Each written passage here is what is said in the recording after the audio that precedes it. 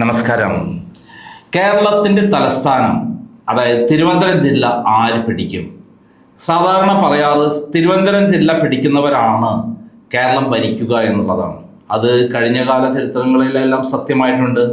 അതേപോലുള്ള ഒരു ചരിത്രമായിരിക്കുമോ ഇത്തവണ എക്സിറ്റ് പോൾ ഫലങ്ങൾ വന്നപ്പോൾ തിരുവനന്തപുരം മൊത്തത്തിൽ UDFന് അനുകൂലമല്ല എന്നുള്ളതാണ് സത്യം. കഴിഞ്ഞ തദ്ദേശ സ്വയംഭരണ തെരഞ്ഞെടുപ്പിലും തിരുവനന്തപുരം ജില്ല വഴുതി മാറിപ്പോകുന്നതാണ് കണ്ടിട്ടുള്ളത്. ഈക്വൽ ഫൈറ്റാണ് നടന്നതെങ്കിലും അവിടെ വേണ്ടത്ര വിജയം UDFന് ഉണ്ടാക്കാൻ പറ്റിയില്ല. മാത്രമല്ല അവിടെ കോർപ്പറേഷൻ 20 സീറ്റായി വർദ്ധിപ്പിച്ച് ഡെവലപ്പ് ചെയ്യാൻ പറ്റി. കെ മുരളീധരന്റെ നേതൃത്വത്തിൽ തിരുവനന്തപുരം ജില്ലയെ ഉടച്ചു വാർത്ത് ഡെവലപ്പ് ചെയ്യാൻ ശ്രമിച്ചെങ്കിലും പൂർണ്ണ വിജയത്തിലെത്താൻ കഴിഞ്ഞില്ല.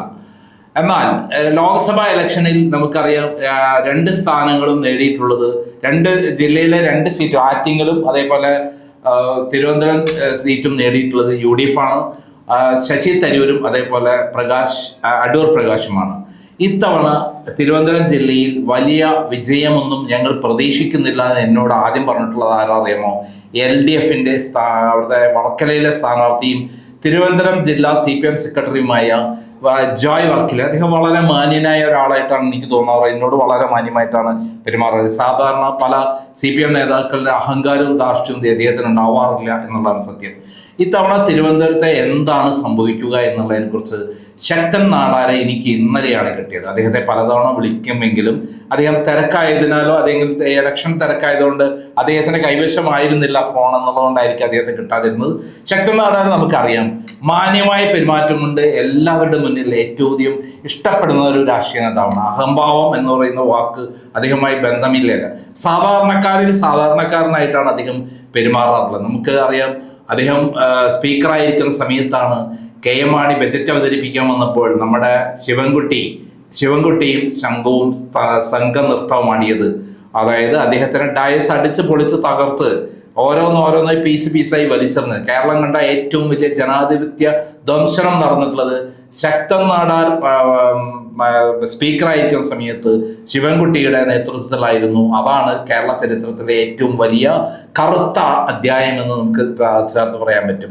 ഇന്ത്യയിൽ ജനാധിപത്യ ശ്രീകോവിലിന് നേരെ നടന്ന ഏറ്റവും വലിയ സംഘടിതമായ ആക്രമണവും നമ്മുടെ മനസ്സിനെ വിഷമപ്പെടുത്തിയ സംഭവം ശിവൻകുട്ടിയുടെ നേതൃത്വത്തിൽ നടന്ന ആ ആക്രമണം തന്നെയാണ് നമുക്ക് പറയാൻ പറ്റും.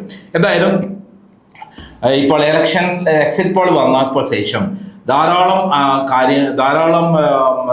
എക്സിറ്റ് പോളുകളിലെല്ലാം തന്നെ UDF അനുകൂലമാണെങ്കിലും VD സതീശൻ പറയുന്ന സ്ഥലത്തേക്ക്, അതായത് 100+1 എന്നുള്ള സീറ്റിലേക്ക് UDF എത്തുന്നില്ല എന്നുള്ളതാണ് എക്സിറ്റ് പോൾ ഫലങ്ങളിലെല്ലാം പറയുന്നത്. 94 സീറ്റ് വരെ പറഞ്ഞ മനോരമയും 90 സീറ്റ് വരെ പറഞ്ഞ ആക്സിസ് മാത്രമാണ് ഏകദേശം എത്തിയിട്ടുള്ളത്. എന്നാൽ ഇതൊന്നുമല്ല എന്നുള്ളതാണ് സത്യത്തിൽ പറയാനുള്ളത്. നമുക്ക് തിരുവനന്തപുരത്ത് എത്ര സീറ്റുകൾ UDF വിജയിക്കും ഇതിനെക്കുറിച്ച് വളരെ വിശദമായിട്ട് എന്തുകൊണ്ടാണെന്ന് കൃത്യമായി പറയുകയാണ് ശക്തൻ നാടാർ. അദ്ദേഹമായി ഇന്ന് ഞാൻ സംസാരിച്ച ഫോൺ സംഭാഷണമാണ് ഞാൻ ഇപ്പോൾ പുറത്തുവിടുന്നത്. നമസ്കാരം. നമസ്കാരം. ശക്തൻ നാടാർ, താങ്കൾ തിരുവനന്തപുരം DCC പ്രസിഡന്റ് ആണല്ലോ. മാത്രമല്ല നെയ്യാറ്റിൻകരയിൽ മത്സരിച്ചിട്ടുമുണ്ട്. എന്താണ് തിരുവനന്തപുരത്തിന്റെ പിക്ചർ മൊത്തത്തില്? തിരുവനന്തപുരം ഒരു 6-8 സീറ്റ്, 8-ൽ കുറയാത്ത സീറ്റ് UDF ജയിക്കും. അത് സംശയമില്ലാത്ത കാര്യം. ഈ സർവേയിൽ കണ്ടതിനേക്കാൾ കൂടുതൽ സീറ്റ് UDF ഇത്തവണ കിട്ടും. എൻ്റെ അടുത്ത് CPMന്റെ ജില്ലാ സെക്രട്ടറി ജോയ് പറഞ്ഞത് 8 സീറ്റ് വരെ അവർക്ക് കിട്ടുമെന്നാണ്. അതായത് അവർക്ക് കഴിഞ്ഞ പ്രാവശ്യം ആപ്പാടെ കിട്ടിയ സീറ്റിൽ നിന്ന് 5 സീറ്റ് താഴത്തെ പോയി നടത്താം. അതെ, ഞങ്ങൾ 1-ൽ നിന്നാണ് 8-ലേക്ക് വരുന്നത്. ഏതൊക്കെ സീറ്റുകൾ നമുക്ക് കിട്ടും? ഞങ്ങൾക്ക് അരുവിക്കര, കാട്ടാക്കട, നെയ്യാറ്റിൻകര, കോവളം, തിരുവനന്തപുരം, വട്ടിയൂർക്കാവ്, ഇത് ഇത്രയും സീറ്റ് ഉറപ്പാണ്. 6 സീറ്റുകൾ അടുത്ത് കിട്ടാൻ സാധ്യതയുള്ള ഞങ്ങൾ പ്രതീക്ഷിക്കുന്ന സീറ്റ് വർക്കല, വാമനാപുരം, പാറശാല. അപ്പം 9 സീറ്റ്. ഈ പാറശാല അവിടെ CPM കാൻഡിഡേറ്റിനെ കുറിച്ച് നല്ല അഭിപ്രായം എല്ലാവരും പറയുന്നു. എന്തുകൊണ്ടാണ് അവിടെ ജയിക്കുന്നുള്ള പ്രതീക്ഷ ഉണ്ടാവുന്നത്? UDF അനുകൂലമായ ഒരു തരംഗം ഉണ്ടായിരുന്നല്ലോ. പാറശാല കോൺഗ്രസിന്റെ കയ്യിൽ ഇരുന്ന സീറ്റല്ലേ. ഒരു വിഭാഗം മറിച്ച് വോട്ട് ചെയ്തപ്പോഴാണ് അത് LDF പോയത്.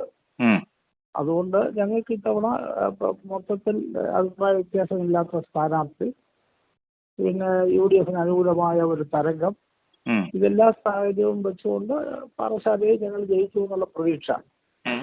നമ്മുടെ നേമത്ത് അതേപോലെ കഴക്കൂട്ടത്ത് ഇത്തവണ വട്ടിയൂർക്കാവില് BJP അക്കൗണ്ട് തുറക്കുന്നൊക്കെയാണ് പറയുന്നത്. എന്താണ്?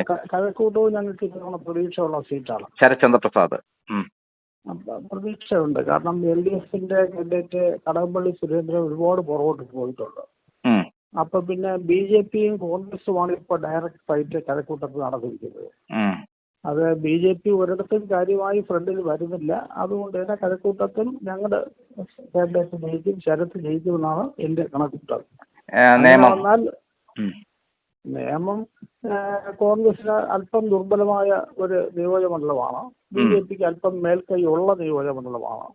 ഇത്തവണ ഞങ്ങളുടെ സ്ഥാനാർത്ഥി നല്ല എഫിഷ്യന്റായ സമർത്ഥനായ ഒരു സ്ഥാനാർത്ഥിയാണ് ശബരിനാഥൻ.